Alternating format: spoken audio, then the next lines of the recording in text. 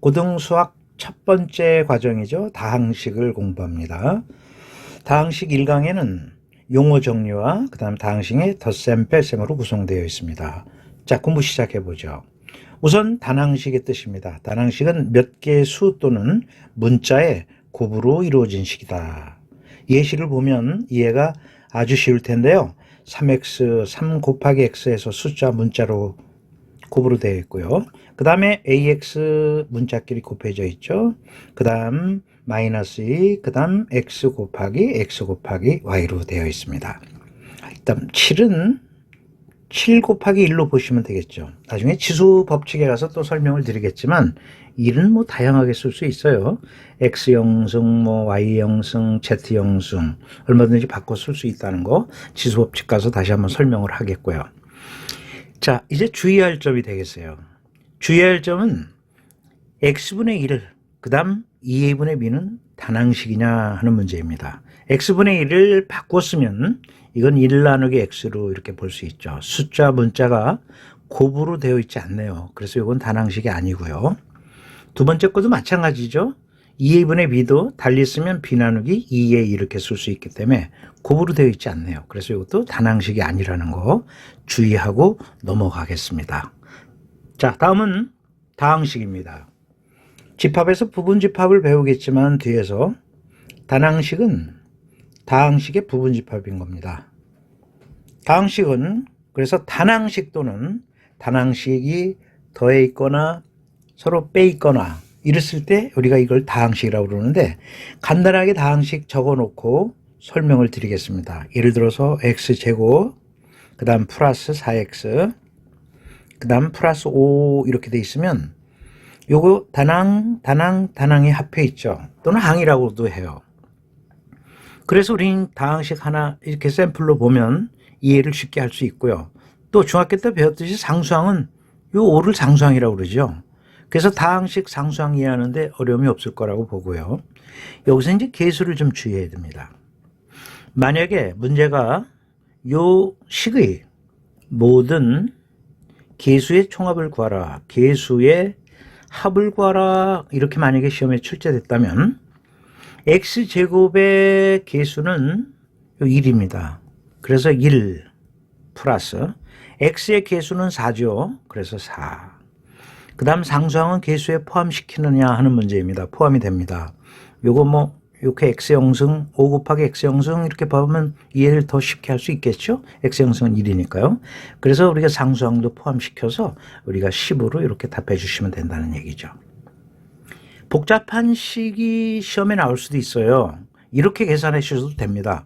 문자에다가 1을 집어넣으면 모든 계수를 합한 효과를 보게 되죠. 그래서 1의 제곱은 1이니까 1 곱하기 1에서 1이고 그 다음에 여기다 1을 집어넣어봐야 4고 그 다음에 여기 상수항 그대로 더해주면 역시 10이 똑같이 나온다는 걸 알 수 있죠. 왜 이런 연습을 하게 되냐면 다음 문제를 한번 만들어 볼게요. 예를 들어서 말이죠. x-2y 요것의 백승의 전개식에서 모든 계수의 총합을 구하라 하고 시험에 나왔다 치면은 지금 이걸 공부 안 해둔 학생은 이걸 전부 전개하려고 하겠죠. 시간이 많이 소요됩니다. 그러나 우리가 배운 학생은 이걸 다 전개해서 계수를 총합을 구하려면 시간이 많이 소요되는데 그냥 문자에다가 1을 집어넣으면 같은 효과를 누리게 되는 거죠. 그래서 문자에다 1을 집어넣은 거랑 같은 의미가 되니까 1에서 2 곱하기 1 이곳에 백승 이렇게 쓸 수 있죠. 그러면 1에서 2를 가로 안 계산 빼면은 마이너스 1이 되니까 이곳에 백승이라는 뜻이죠.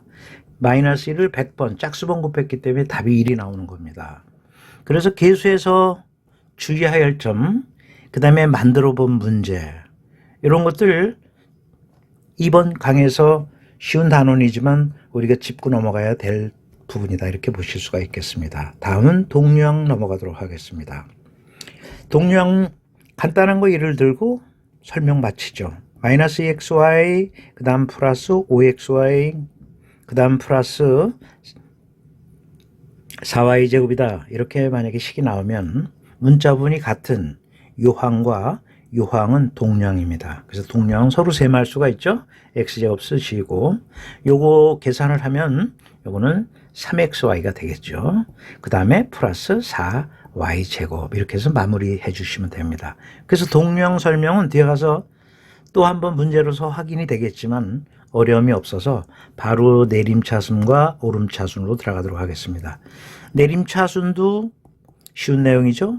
차수가 높은 곳부터 써내려가면 돼요. 3x제곱에 플러스 5x 플러스 1 이렇게 나오면 이게 내림차순이 되겠고요. 거꾸로 써주는 거 우리가 오름차순이라고 그러죠. 그래서 오름차순은 1 플러스 낮은 것부터 써주면 돼요. 5x 마이너스 3x제곱 플러스 x 3승으로 써주시면 되겠습니다. 어려움 없으리라 보고요. 이제는 이 토대로 해서 문제를 풀어보는 시간을 갖도록 하겠습니다. 첫 번째 문제를 만납니다. 첫 번째 문제는 x에 관해 몇 차식이며 상수항을 구하라. 상수항을 구하라 하는 문제예요. x에 관해 물어봤으니까 x에 관해 내림차순 정리하면 됩니다. 자, 최고 높은 차수 x 3승 있네요. 그래서 2x 3승 이렇게 적어주시고 그 다음에 여기 x 제곱항이 있죠. 그래서 이거는 y 3승 g 그 다음 x 제곱 그 다음에 나머지 쭉 적어주시면 돼요. 4y 플러스 3g 플러스 5로 쓸 수 있겠다 그런 얘기입니다. 자, x에 관해 내림차순으로 정리하니까 가장 차수가 높은 거 지금 보면 알겠지만 여기 3차 보이시죠? 그래서 3차 맞고요. 그 다음에 x 3승의 개수는 여러분 보시다시피 요게 2고 x제곱의 개수는 요거죠. 그 다음에 상수항은 요게 상수항이 되죠. 그래서 여러분 상수항 답해 주시면 되겠습니다. 3차 그 다음에 상수항은 이거 이렇게 답해 주시면 되겠습니다. 두 번째 문제 보시겠습니다. 두 번째 문제는 동류항에 관한 문제군요. 요거랑 요거랑 동류항이 되죠. 그래서 계산을 하면 2x 제곱 y가 되고요. 그 다음 요거랑 요거랑 동류항이 되죠. 그 다음 플러스 3xg 이렇게 쓸 수 있고 그 다음 이거 동류항이 되죠. 플러스 5x로 이렇게 마무리해 주시면 되겠어요. 자, 이렇게 해서 우리가 동류항 공부도 다시 한번 점검을 해봤고요. 세 번째 문제를 보겠습니다. 옳지 않은 것을 골라라 주목해야 되겠고요. 첫 번째, x에 대한 4차 다항식이냐 이렇게 물어봤습니다. x에 대한 그랬으니까 x만 변수로 보고 나머지는 다 상수 취급하라는 얘기입니다. 그래서 이럴 때는 x에 관한 내림차순으로 정리해야겠죠. 그래서 마이너스 x 4승 최고 높은 차수죠. 그 다음에 여기 보이네요. 그 다음 3y x제곱 이렇게 적어주시면 되고 그 다음에 x항 여기 보이죠? 그 다음 yx 이렇게 적어주시면 되고 그 다음 나머지 y 3승 플러스 1을 적어주시면 되겠습니다. 자, x만 변수로 보라 그런 뜻이에요. 그러면 x 4승의 개수는 얼마일까요? 마이너스 1이고 x제곱의 개수는 3y입니다. 그 다음에 x의 개수는 y죠. 그 다음 상수항은 요 y 3승 플러스 1이 되는 겁니다. 그래서 1번 x에 대한 4차 다항식이다. 4차 맞죠? 그래서 이것은 옳은 명제가 돼요. 그래서 이 문제의 답이 될 수가 없죠. 옳지 않은 것 골라라 그랬으니까. 그 다음에 이제 4번을 확인해 볼게요. 4번은 x에 대한 다항식을 볼 때 상수항은 1이냐? 아닙니다. y 3승 플러스 1입니다. 그래서 이것이 거짓이네요. 그래서 이게 답이 되는 겁니다. 그래서 만약에 이게 시험에 출제가 됐다면 4번 답 내고서 다음 문제 넘어가도 됩니다.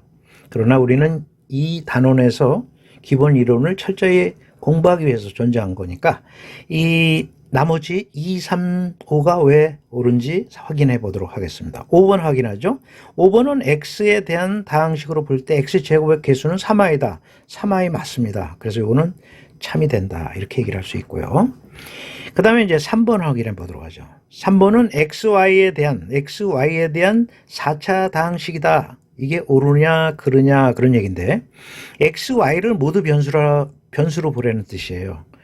이때는 x에 관한 내림차순 해도 되고 y에 관한 내림차순 해도 관계없습니다. 그러면 지금 x에 관한 내림차순으로 해놓은 요걸 갖고 그냥 보면 되겠죠.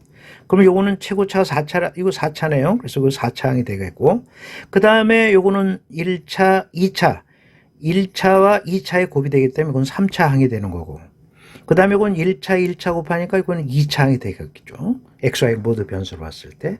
요건 3차항이 되고, 요건 이제 상수항이 되는 것이죠.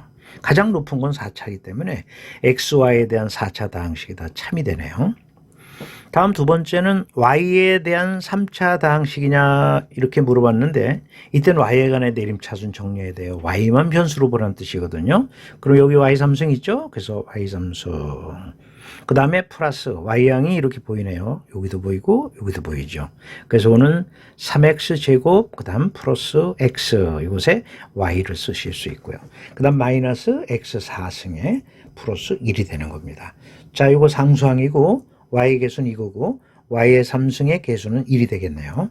Y에 대한 3차식 맞지 않습니까? 여기 3차고 요거 1차 이렇게 됐기 때문에 이것도 역시 참이 된다 이렇게 얘기할 수 있네요.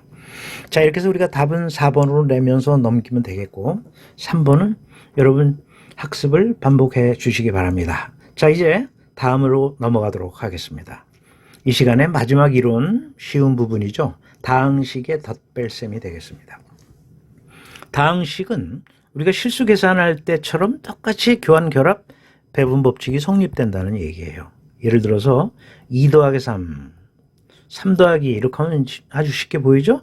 요거를 다항식으로 바꿔도 역시 똑같이 성립이 된다 그런 뜻이고요. 결합 법칙도 마찬가지죠.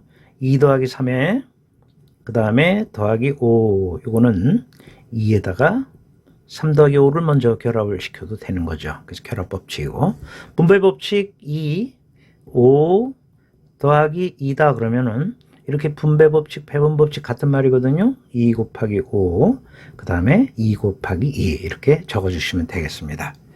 그래서 교환, 결합, 분배 법칙에서 오래 머물 이유 없고요. 자, 이번에 이 문제를 간단히 보도록 하죠. 이 문제는 간단하게 직관적으로 계산해서 답을 낼 수 있죠. 동료항이 보이기 때문에 3a-3b로 그냥 답 내면 돼요. 근데 이거를 우리가 교환, 결합, 배분 법칙을 이용해서 한번 풀어볼게요. 우선 교환 법칙이죠. 요거랑 요거랑 교환합니다. 그래서 3a 더하기 2b 그 다음 마이너스 5b 해서 교환 법칙을 한번 써봤고요.